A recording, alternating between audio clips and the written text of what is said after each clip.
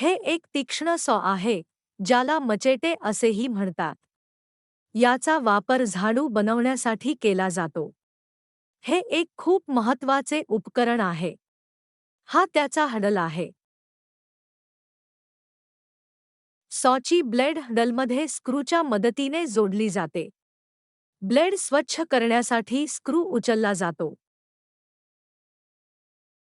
तीक्ष्ण सॉची ब्लेड लाकूड कापण्यासाठी किंवा झाडूच्या काठ्या कापण्यासाठी वापरली जाते. लाकडाच्या ज्या भागाला कापायचे आहे, त्याला घेऊन तीक्ष्ण सॉच्या मदतीने त्यावर एक मार्क द्या.